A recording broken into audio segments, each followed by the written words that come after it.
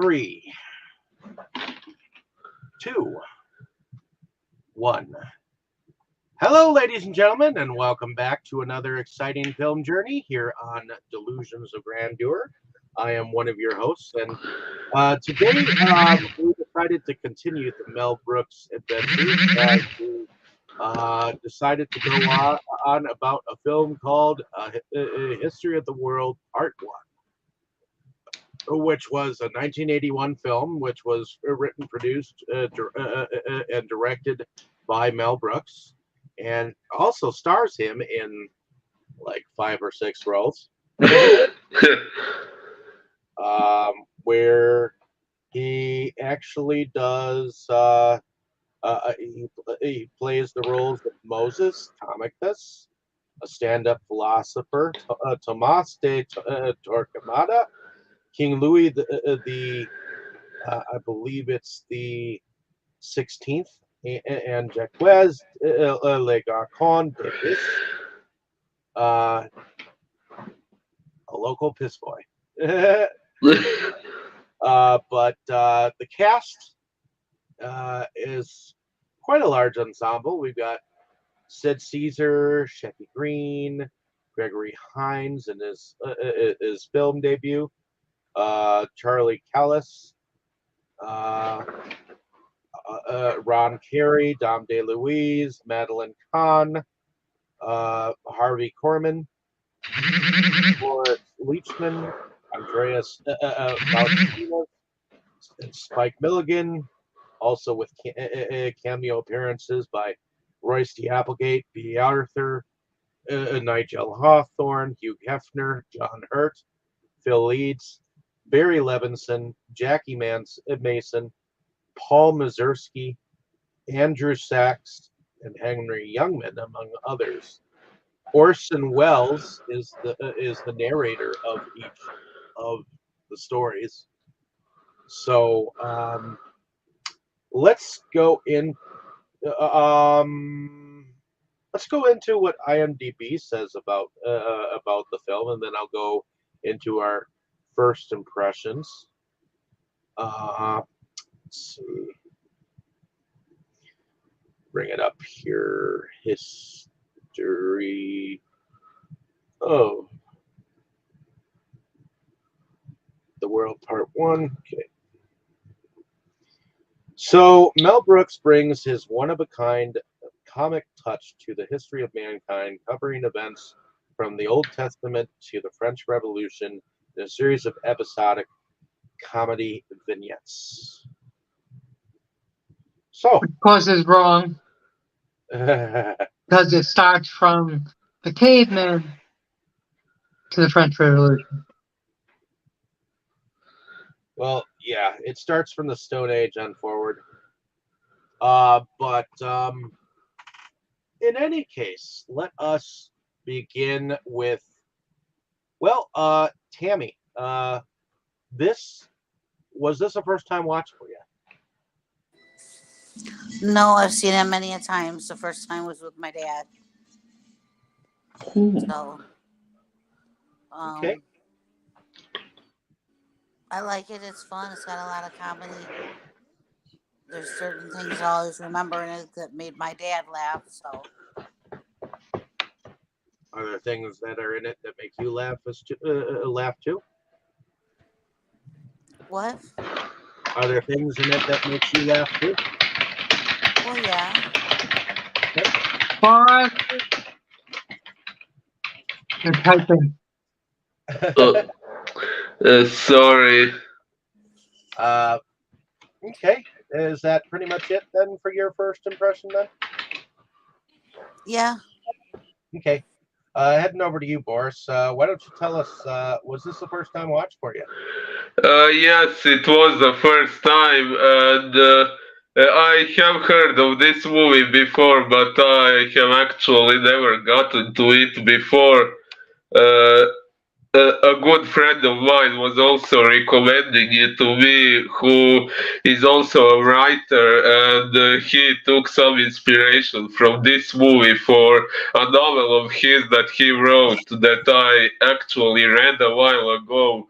So I'm glad I could have finally watched this movie.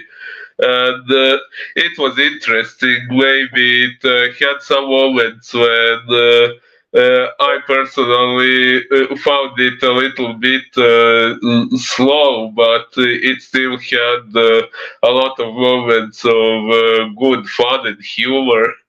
And I especially liked these Easter eggs when characters from previous stories from older history times suddenly appear in the newer parts of the story, which was really mind blowing. So yeah, all in all, the movie was funny, and I'm glad I could finally watch it. Okay, is that pretty much your first impressions then there? I think so, yeah. Okay, heading over to Kroll Brooks. Well, welcome to the show, Mr. Brooks. Uh, how was rewatching your brother's film? Oh, it was wonderful. My brother's a laugh right. So, was this Yeah, a first time watch for you? no, it's not. I definitely watched it a few times as a kid. I couldn't tell you how many times, but I watched it. And I swear, Mel Brooks always set up like he's gonna have a sequel and then never does. Well, Spaceballs is supposed to have Spaceballs 3 that starts with Spaceballs 2, and this was supposed to have a sequel. Okay, finally did, but it took a long time. well, actually, there was no sequel planned. It's just they did advertisement after the. Well, at the end of the movie, if you Uh, say watch, it says "Stay tuned soon." History of the World Part 2. yes, it does say that. I knew, but that was a marketing gag that he would do at the end of. Oh, that's what I just said. Yeah. Is he always, is it a gag or is he always, just planning and then never doing them? But I think it was the same thing for Spaceballs 3, Search for Spaceballs 2. But us fans we're like, hey, where is it? We want it. So yeah, his movies are great, and of course we always want a sequel, and we never get one. But yeah, they have one hell of a cast. But I swear, B. Arthur just never aged. She's always old. She still looks. She's obviously young, but she still kind of looks like she does when she's older, and her voice is still exactly the same. So yeah, it's pretty funny. I didn't realize she was in it until I saw her, and then it's like you never you know her anywhere. You can't forget the face and the voice. It doesn't matter what you do when you hear that voice, you don't know who it is or see her. Um, she's just she's Beata. She plays Beata. It doesn't matter what she's in. She's Beata. But but yeah, it's a wonderful cast. It's funny. Definitely has some great lines in it. We'll definitely be going through our favorite lines and stuff. So yeah, I could tell that's up there. So yeah, definitely great cast. Um, and I love watching it. And Mel Brooks movies are hilarious. We need more Mel Brooks movies. Okay. That's my first impressions. Okay.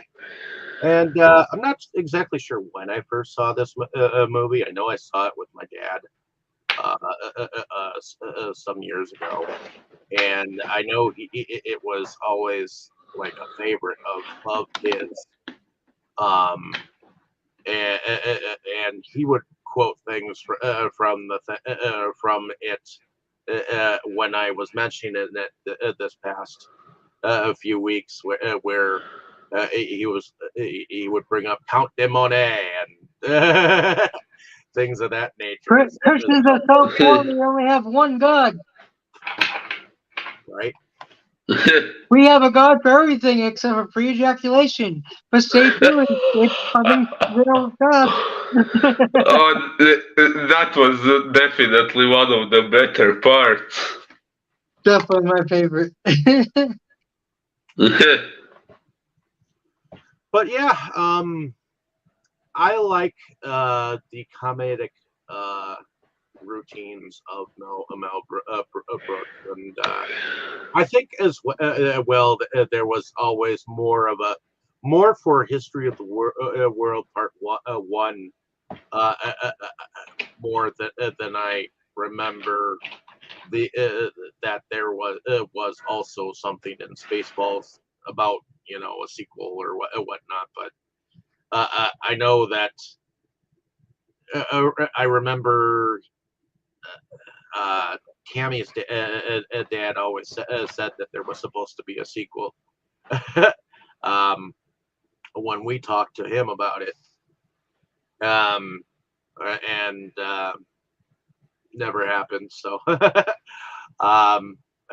until recently, and although it wasn't as to me, it wasn't as good as this particular film. But to The each their own. humor wasn't anywhere near the humor in this. No, it definitely wasn't. There was a level of humor that Mel Brooks was good at, and this was his time. You know. Yeah, Um, the sequel that was put out, the humor that was in it was kind of like almost forced. It That's a wasn't shame. like Mel Brooks's. It just happens and it happens and it happens and it happens by what I things mean, they say and things I'm they not do. saying don't see it because it still was enjoyable. Just to see that it happened and see what he tried to do, but it was still somewhat disappointing. But in any case, I did enjoy this film. Not all of it was like entirely deadpan funny, but he had a lot of dark humor. He had a lot of dark humor, and you had to get it. It, it, it, it was it was dark humor, and it was funny at the time, and it's still funny now. But would uh, would he have been able to make it in this day and age? I do not think so.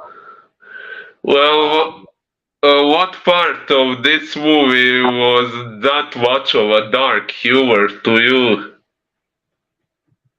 well, I would have to say the parts like to me. I don't think you would be able to call a fag in Ah, this day and age.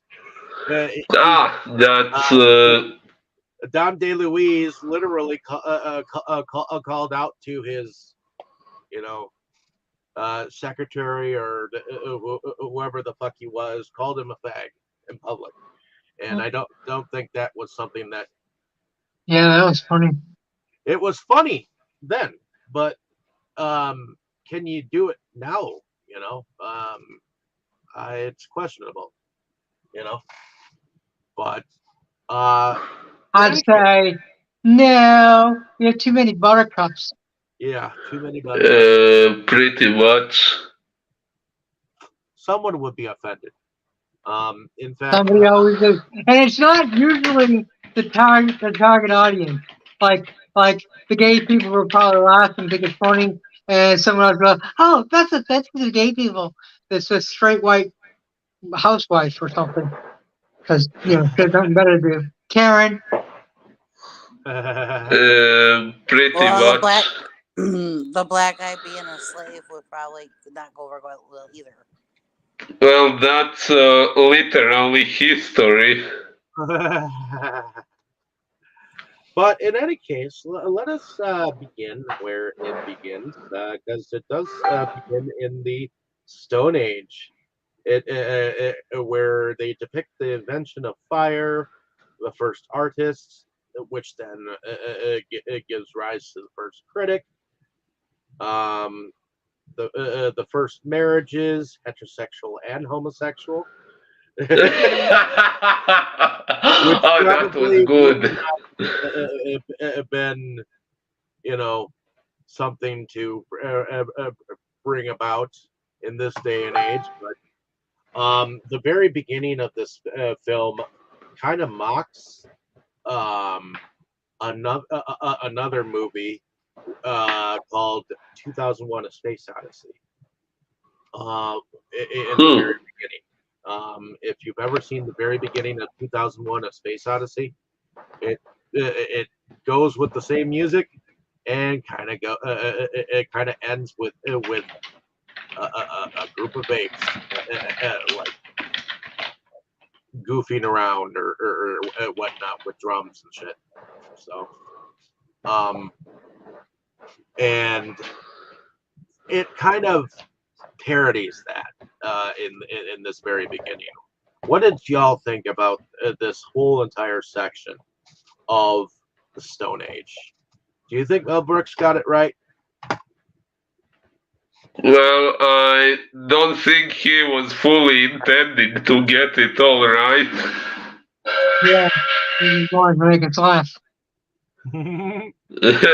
Well, yeah, the one guy was trying to make fire with a flint rock, and some guy hands him a torch, and he tries to light the rock, and then throws it into the fucking pile. Yeah, I know.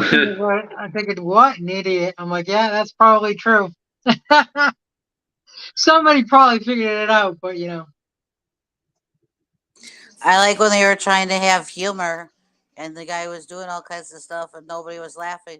And then when the dinosaur grabbed him, then they all laughed. yeah, they died laughing at that one. How did you Yeah, like how their funeral procession? and then when they figured out the first music that came out from someone was when a rock was dropped on someone's foot. How And he did you liked like? the sound. How'd you like the funeral? The Well, they funeral didn't was have much different. time for that, so they did their little, and then they threw them. They didn't have much time for funeral arrangements, so they just threw him out the cave and down down the thing. But yeah, he definitely took some shots at Neanderthals and their country bumpkinness and so then it comes to the Old Testament point in the story where Moses, played by Mel Brooks, he comes down from Mount Sinai carrying 3 stone tablets, having received the law from God. Oh. Thank God I have these 15 Ten Commandments. Brilliant. Which shatters and he corrects his proclamation from 15 commandments to 10. And then, of course, after that, it goes on to the Roman Empire, where we have Comicus, who is a stand-up philosopher. Oh, so yeah, so a bullshitter. Did you bullshit last week? Did you Dispensing try to wisdom in bullshit the last week? style of a stand-up comedian. He is notified by his agent Swiftus, played by Ron Carey, that he has landed a gig at Caesar's Caesar's Palace. which Main room. which at this time, B. Arthur is actually the woman that is in charge of like the unemployment section, I guess. Unemployment insurance. Which, if you did not get some of the humor before it ended up at this line, there was some marketeers in the crowd in the marketplace, where one of them was like selling indoor plumbing. Yep, I noticed. um, I think there was something else in there, there that I was trying to figure out, remember. I think you're right. But Yeah, B. Plumbing. Arthur, You can send your shit away. B. Arthur is just perfect for this role, whatever it was, because she is she is very um, deadpan in her speaking, so she's kind of got that off-board voice going on, like, do I really have to be here kind of voice. And then of course when he gets his money taken away because suddenly he has a job, she's like, she closes I'm up. going on a wine break. I don't believe this. I work hard. I get you a job. And you mad at me? Right. So ultimately, he finds himself in Caesar's palace, and Caesar is played by Dom DeLuise, which I swear to God, every time I hear his voice, I hear Itchy's voice from All Dogs Go to Heaven. Whenever I think of him, because that's the voice of Itchy, and I also hear that cat that was in Five Foot Goes West, because that he was the voice of that too. So And whenever I have President Snoop. you hear what? President Snoop. What is that? Baseball. Oh, okay, yeah. The code is 1, 2, 3, 4. Amazing! I have the same code on my luggage. But yeah, so um, Well, before he first gets to we the have palace, he helps that horse that ends up being. That's how we meet Miracle. Miracle. And I that think I was we and a that's how little we bit meet the slave. ahead of that. I I was forgot the after it. slave's They said the name. slave. that Slim Pickens, Yeah. or because he also showed up in Blazing Saddles, um, as a character, but yeah, Miracle, him and Comicus and end up having to duel each other. Well, To I mean, before that, we had the whole slave thing that was pretty funny. I mean, they're like, this is the last slave. Sell the rest of them for lying me. And wait, I can't go. I could be of use. I can make you money. That's right. That's Dancing right. in his band, and The whole thing happened because Comicus called Caesar a pig, yeah, and that was later. that was later. It was much later. Yeah, we're still before he got to the Caesar's palace. Like I was saying, the slavery where he meets the guy, and then Okay. he gets him off the hook there, and then he's about to he opens his mouth and he's about to be executed again, and the princess comes by, played by Madeline Kahn, and they talk her into helping him out.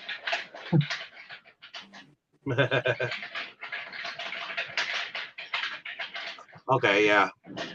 And then, of course, they get to they all get to the palace, and I guess, Miracle becomes a wine servant. Um, and I love the comedic routine between him and Khan. Um, the one who plays the princess, which also, if you remember, he also played the fiance in Young Frankenstein. Of course, I remember. So, um, she, when he comes and pours her some wine, he asks her what time. She says 8 o'clock,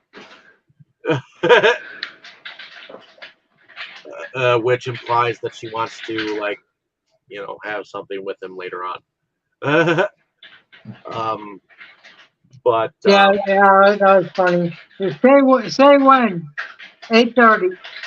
He's like, like double take, like what? but shortly after that routine of tomfoolery, then we get Comicus coming in with his comedic routine, which it goes okay for a little bit, but then he says the wrong thing and he tries to dial back. It doesn't seem to work. He just kept burying himself further and further. Yeah, he gets digging himself his own grave.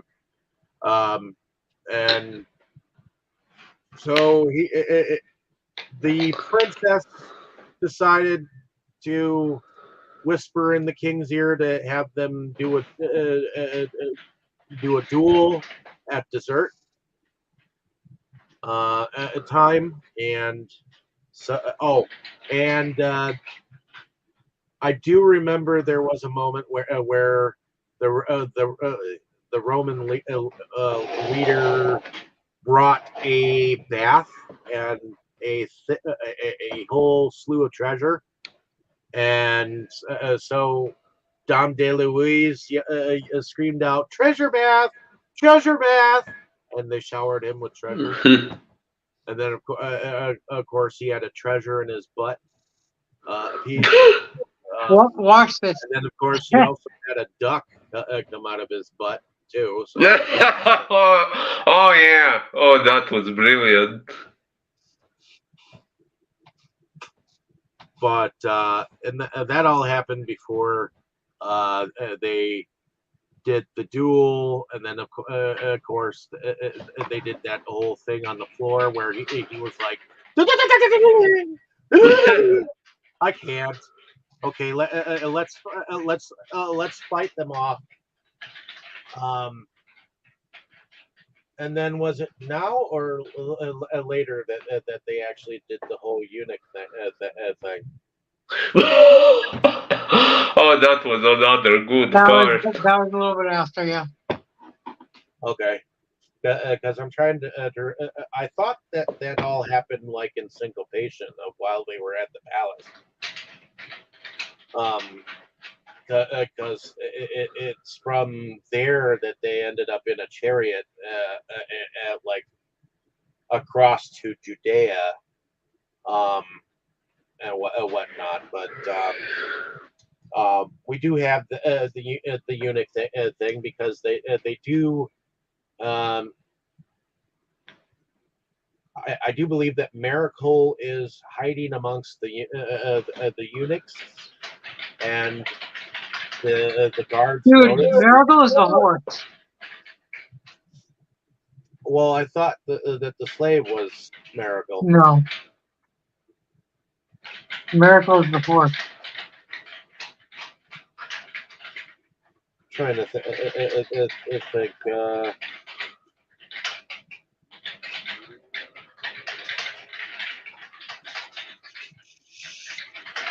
Okay, so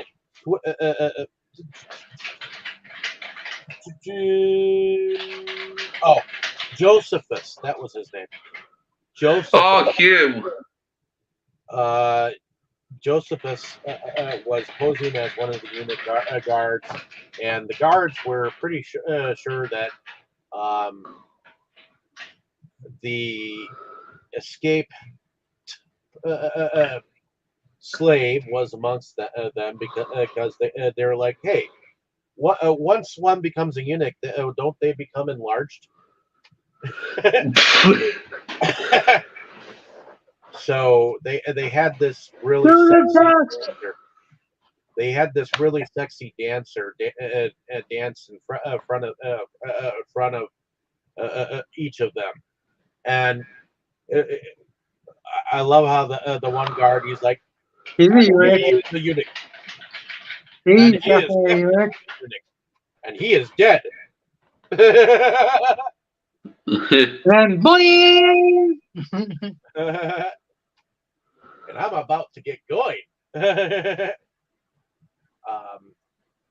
so he ends up running from that, and then I think they all jump into a chariot.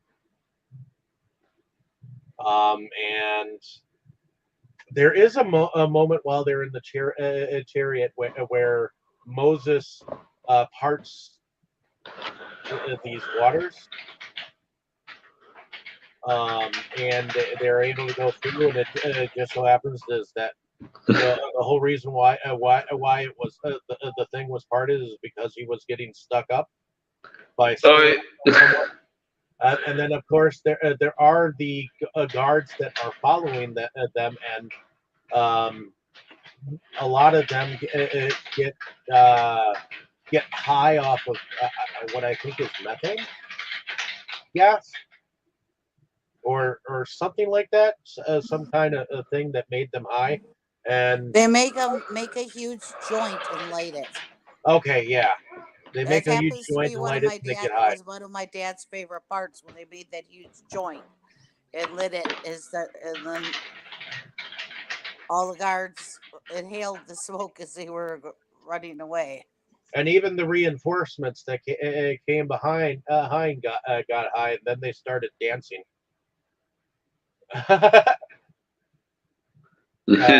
Like some kind of polka or something like that, you know. So, but ultimately, that is pretty much. Oh, and there is a part where you got the two Roman guards talking to each other, and he's like, um, "Do you really care about if Rome falls?" He's like, "Nah."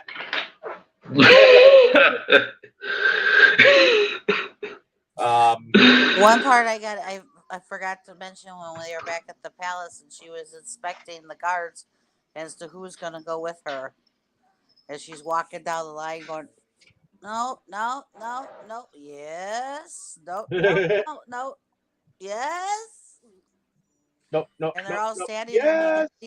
No, you no, can no, see all no. their asses Yes. because they're all bare assed and and she's so Yeah, that is comical. um, so that pretty much is the Roman stuff. Oh, and they sail to Judea, and I guess Comicus takes a job waiting tables, and he blunders into a private room where Jesus, who is played by John Hurt, oh, that was another great part. he interrupts Jesus while he is um, naming his. He's. This is basically an important part in the Bible, you know, where they're all in this room, and all 12 of them are there, and he says one of them has betrayed him, and they're all denying that they would ever betray him, and he's saying that someone in this room what has actually already betrayed him, and Comicus just keeps interrupting them. And of course, Leonardo da Vinci arrives to paint the group's portrait, and Comicus ends up being in the background. Oh yeah. What did y'all think about at this routine of the Last Supper routine? Oh, it was amazing. Like when he says Jesus, and Jesus is like, what? And he's like, what? Like he doesn't realize that he is saying Jesus to Jesus. And, and yeah, the whole thing with the painting, the making fun of how on that painting they are all in one row and not in two rows, which is the way it should actually be. All Uh, right, everybody move to the other side if y'all want to be in the picture. oh, yeah, that would. If there was actually someone painting it as it was happening, it would kind of make sense that that the painter requires them to do that. Hey, Tammy, before they got to the Caesar Palace, just really quick, weren't there a couple of things that you were like they really would have that nowadays?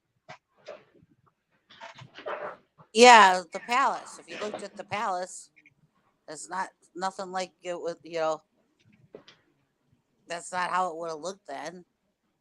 You know, it looked a whole lot more modern than it should have looked back then. Okay, so the next period that comes up is the Spanish Inquisition, where um, I guess it parodies a grandiose Busby Berkeley style production. Uh, and it consists of an extended song and dance number featuring Brooks and the infamous Torquemada.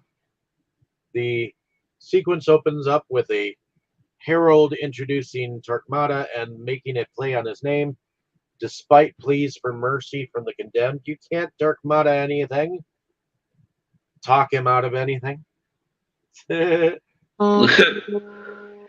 I I think the name is I think the name is some kind of play on words because in Spanish, quemada means Yeah. burn, and we know what the Inquisition was doing to certain people.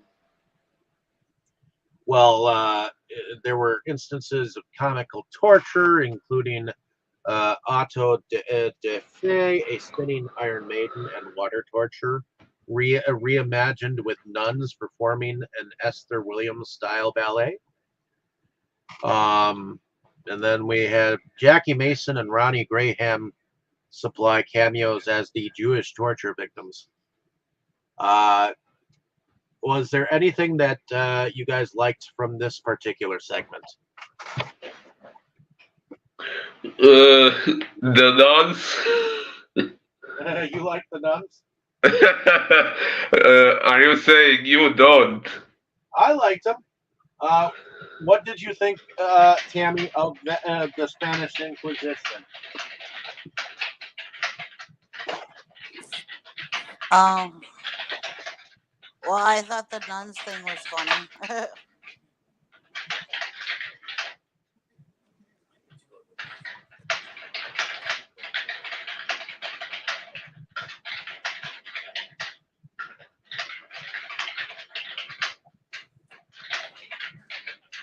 I don't know. Anybody else have anything to say about that time?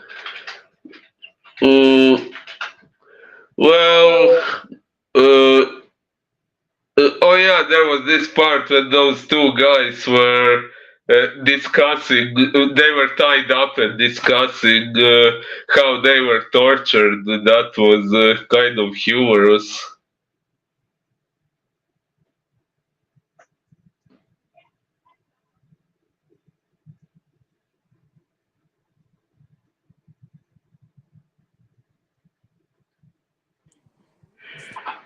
Okay. What Mm. about you, Kroll? Kroll is muted, and I'm not sure he is actually here. Uh, Okay, so after the Spanish Revolution, we had, Inquisition, you mean? yep, the Spanish Inquisition. We have the French Revolution, which I actually think is a more interesting period. Oh, yeah. So in her Paris tavern, Madame Defarge, played by Cloris Leachman, incites a mob to plot the French Revolution. Meanwhile, King Louis of France, played by Brooks, is warned by his advisors, count the money, Demonet. played by Harvey Korman, and Berenice, played by Andreas Voutsinas, that the peasants do not think she likes them. A suspicion reinforced by the king's use of peasants as targets in a game of skeet. A beautiful woman, Mademoiselle Rimbaud, played by Pamela Stevenson, asks King Louis to free her father, who has been imprisoned in the Bastille for 10 years, which he agrees to only if she will have sex with him that night. So, what do y'all think about this whole routine so far? Because when Count de Monet shows up, everyone is calling him Count de Money. That was good. And he keeps just getting pissed off, and when when the king calls him that he immediately shuts him down. Like, don't expect me, don't try to correct me or some shit like that, you know. Yeah.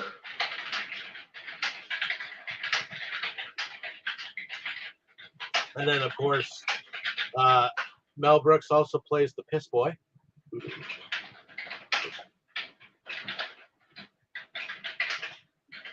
I'm sorry, guys. I had to run away real quick.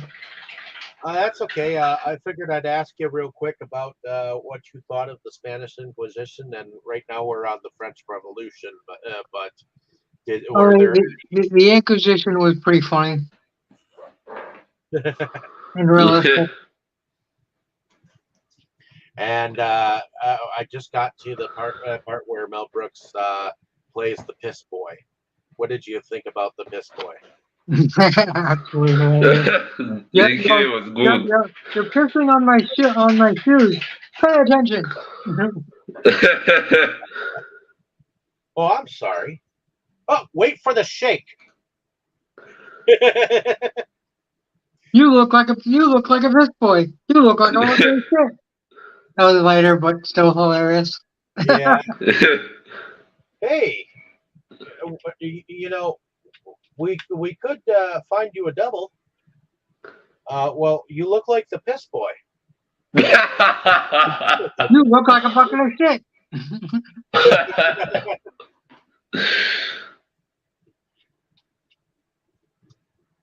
So the piss boy ends up being switched with the king, and of course that's when he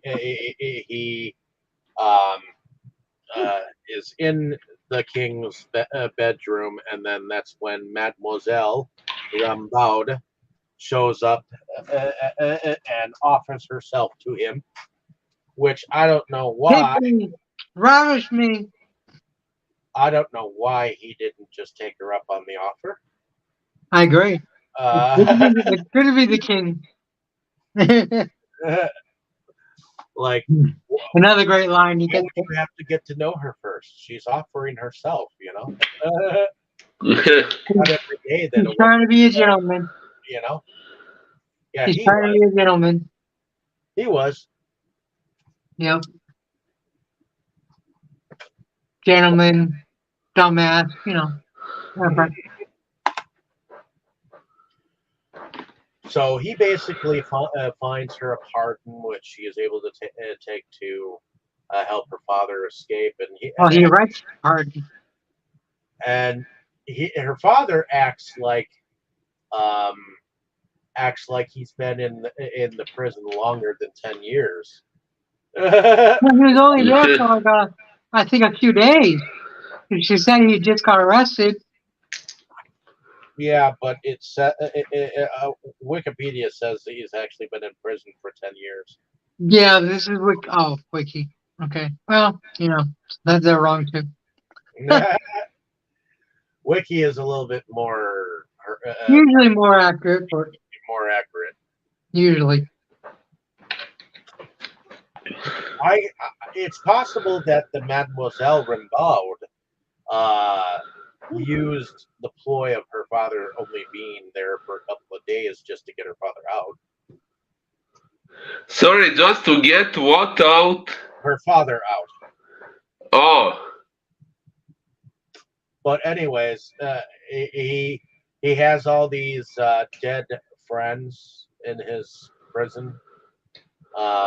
Which at first think he was trying to talk to a bird when it was actually a cat that was in the. I actually got the impression that he was talking to a bird that had gotten eaten by the cat. Yeah, that's pretty much it.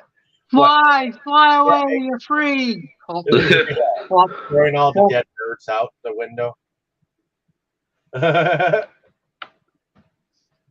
Uh, Well, anyways, meanwhile, while they're getting out from the prison, that's when the revolution comes to the place, to the palace, or the king's palace, and the mob ends up taking him to a hangman, hangman, uh, but also an executioner because there is a guillotine. And he's like, "Any last words?" And he's like, "No, I might as well go out like a king." I wasn't born a king. I didn't live a king, but I'm gonna die like a king. And and so after he has said that he doesn't have any last words, they're like, "Okay, guillotine test." Oh, now he's got some last words. Or actually a last request, which I'm trying to remember what his request was. Let me loose. And that's when somebody said it'll take a miracle to get us out of this, and that's when Miracle showed up with Wilson,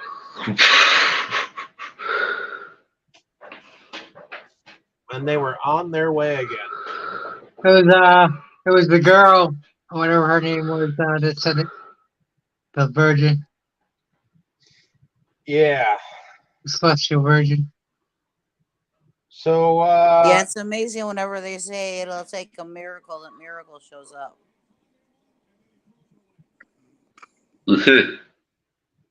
so of course, then they ride off towards a mountain carved with the words "the end." Which Oh there's wait, they're like, first we gotta kiss, and of course he kisses the Joseph first, and, and then he kisses the virgin. that's a really big end. That's a really big end. And And of course, which that is I believe it's spoof off another movie he did, or off of another movie. possibly. But then after like a little bit of credits, they do a mock teaser trailer for History of the World Part Two coming soon. The trailer was narrated by Brooks and shows clips of segments like Hitler on ice, a Viking funeral, and Jews in space. Oh yeah, Parody of Star Wars. Face. that part kind of left me wondering, was that a joke about Star Wars or was it Star Trek? I wasn't sure. It was Star Wars because you. Made me think of Pixon's face from the Muppet Show. But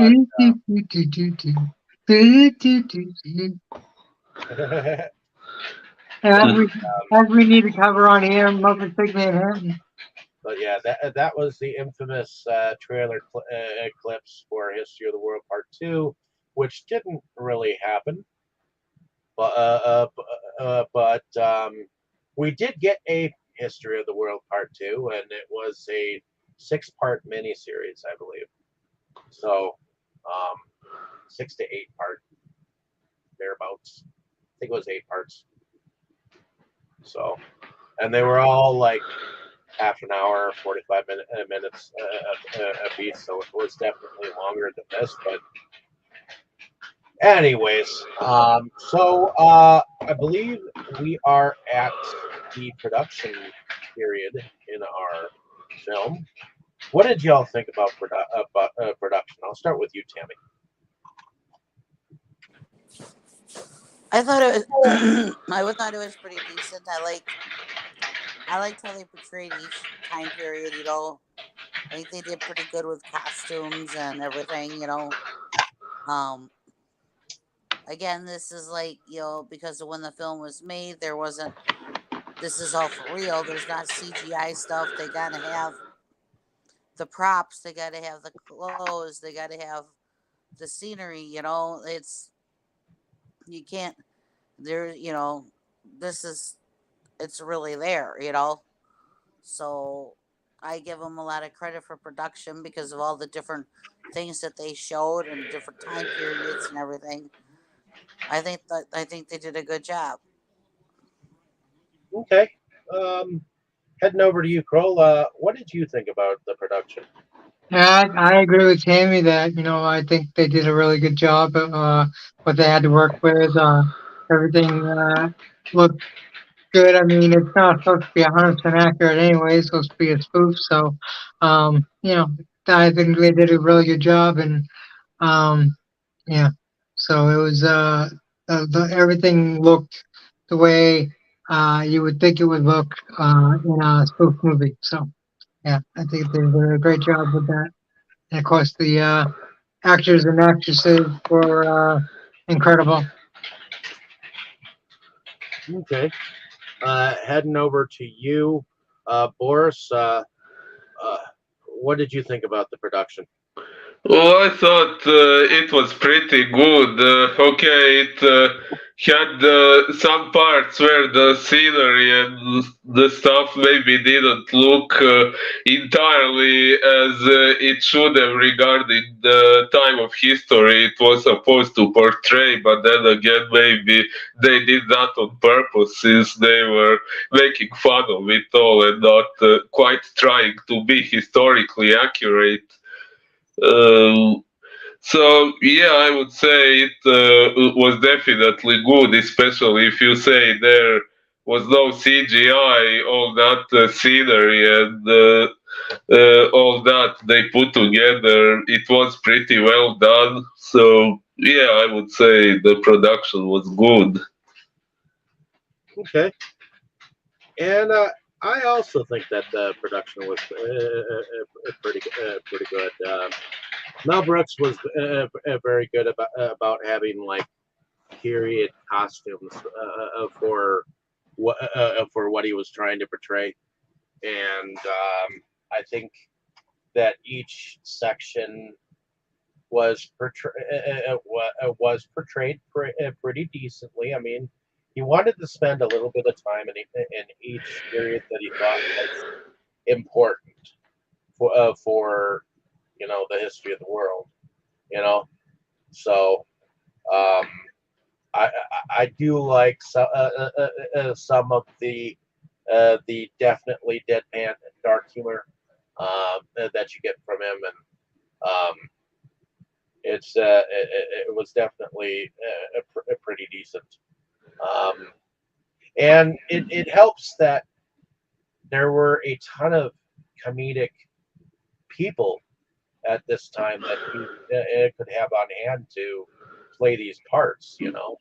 Mm, He wouldn't have been the man that he was without the the proper people with the proper comedic timing that would be able to you know treat mm. people too. So Personally, I didn't really have the impression the humor was that dark. To me, dark humor is when heads are flying off and stuff like that. This, okay, maybe the part with the dinosaur killing that guy and the others laughing at it, that is something I would somewhat I called did dark humor. We, mention. we mentioned we forgot a scene too I forgot to when tell. they tossed the cat and like we just invented the catapult. Uh, Oh, oh yeah. Also, the fact that when Count the Money had shown up at the palace, uh, he was he was playing chess, and they were saying, "Oh, how boring!" And yet, when they arrived, it was actually human chess, you know. And uh, The king who was saying he loves his peasants as they were throwing peasants up in the air and he was shooting at them. yeah, that was a game called Skeet, which is very similar to shooting clay pigeons. And uh, he was playing chess with dwarves for the most part. And of course, he ended up having uh, everyone gangbang the queen because he shouted "gangbang." But in any case, yeah, there was a ton of things I think that was cool with the production, and yeah. It was So definitely dark humor for its time. yeah, it was definitely dark humor for its time. So at this point in time, I guess I'm going to talk about the music. Did anyone notice any of the music? Well, the singing part in the Spanish Inquisition segment. Yeah, and also they were singing "Hallelujah, Hallelujah" Uh, in the caveman part. oh, yeah, yeah, Of the course, part well, let's when. not forget. At first, he accidentally dropped the rock on his foot, and he was like, "Oh, I like that sound. Make it again." Oh, yeah, that was music too. So His on the favorite was. soundtrack, we have the Inquisition, which was performed by Mel Brooks, Jackie Mason, and Ronnie Graham. Then we got Jews in Space. Then we got Funky Town. Then we got Hooray for Hollywood. Hallelujah. Marcellus. And Der Schonen Blauen Now. And Well Get It. So, which was played during the Roman soldiers' Lindis dance. Okay, that's what they called it, the Lindis dance. That they were dancing when they got high. Okay, so now favorite scene and our favorite character, and also favorite quote. Whew.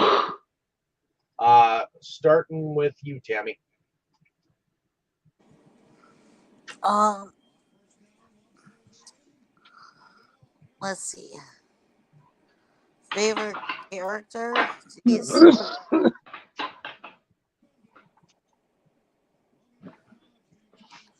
What was his name? Copernicus or whatever? Oh, Comicus. Yeah. And then favorite scene? Well, there's many of them. My dad's favorite was always when with the huge joint. Um, I like I like when she was doing her inspection and no, no, yes, yes, no, no. I like that one. Um, and let's see, favorite quote. Oh, I kind of like that one when he was doing the comedy thing. That um the pig. the, about the only the one God. You know, Oh, okay. Christians only have the one God, but What about Romans these we have a God Christians? for Have you heard of everything, these ex- Christians? except for pre ejaculation. But that's coming soon. So I liked actually that whole comedy routine, even when he was fucking up and getting in trouble. I still like the whole comedy routine. I thought it was pretty funny. So I guess that'd have to be another one of my favorite scenes because I did like that. Okay. Uh, Okay. what about you, Boris? Uh, I think my favorite character would possibly be Moses. He was hilarious. Although I did also like the Peace Boy quite a bit. Uh, favorite scene? I had a few. The one with Moses losing one of the tablets with the commandments, that was probably the spoodow of the movie. I also liked the Last Supper scene, and also the whole thing with the Peace Boy posing as the king, and the way he eventually escaped with the miracle. That was hilarious. And favorite quote. Huh. Well, I especially like the part with Jesus. What? That was good. And what else? Um,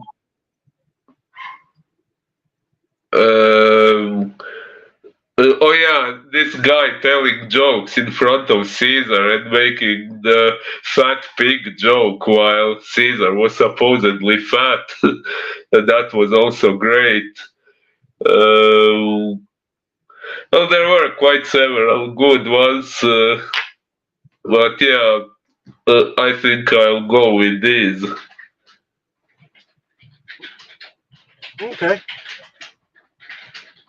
Heading over to you, Mr. Brooks.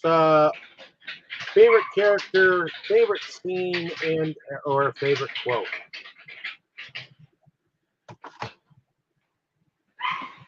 That would be you, Ron. Hoot hoot.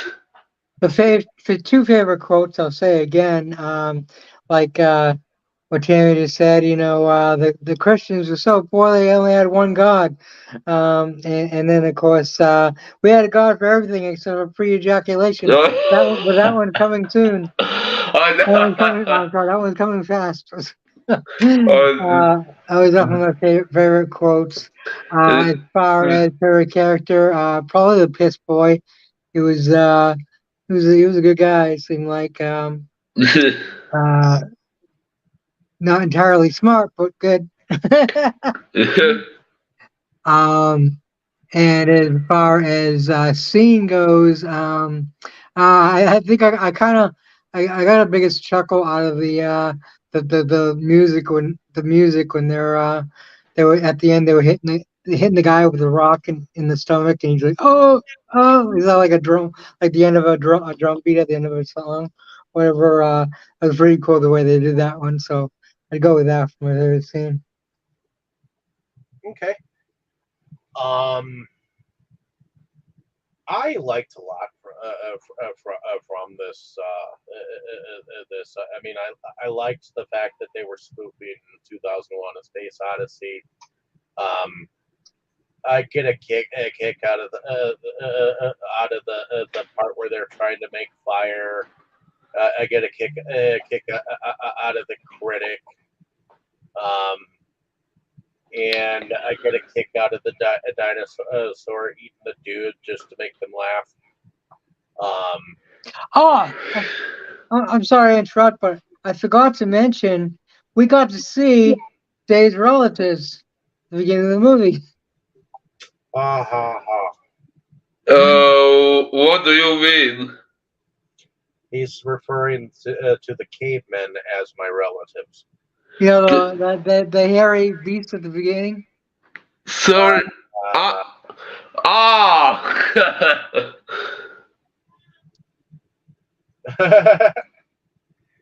as I hear touchdown in the background. But in any case, I do my favorite character. I would have to say, for some reason, I like Count de Money um, a lot because he gets so frizzled when everybody calls him Count de Money, you know. Um, and I also liked the Queen when she actually it was like no no no no yes no no no no yes no no no no yes yes, you know. I enjoyed the unique part a lot. I liked the fact that Moses got rid of 5 commandments. Uh, I liked the fact he parted the Red Sea only because he was being held up for his money. uh, yeah, there were things throughout, so it's hard to pick just one. And that's something about Mel Brooks movies that I seem to come across because there are so many comedic moments. It's hard to pick just one, especially in Young Frankenstein and I think A History of the World Part One. You know, I think Blazing Saddles is another that I could say um, the same thing about. But that being said, did anyone else have anything else to add? I don't think so. Okay, well, Mm. hopefully,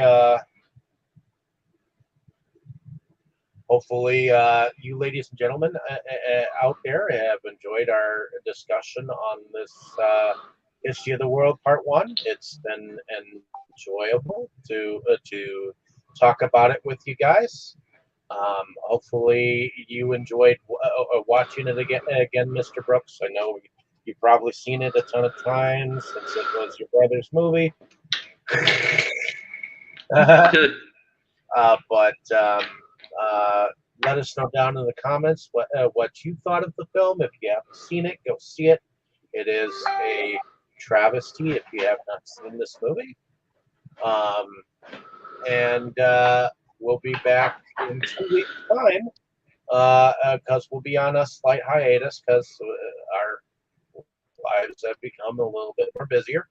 But we'll have fun when we come back. Did, did you and have you chosen what you actually want to talk about when we come back, Boris? Well, kind of. There was one movie I was considering, but since we have all, since you all have been picking the Mel Brooks movies, do I have to pick one too, so that I Well, don't? I thought you were going to because that I thought we were all decided to do that. Sorry, what did you say? Because. I thought we all decided that we were going to do that. Oh, well, okay, in that case, I'll think of something. I guess I had another one on mind, but okay, I'll try to figure out one of those.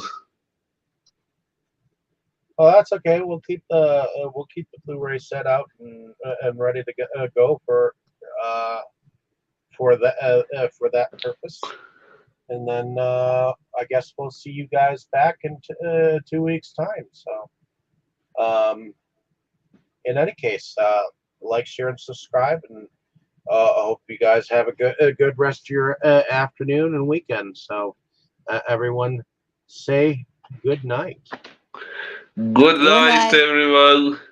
Good day. I say good day. I say hoot hoot. And I say Count de Monet.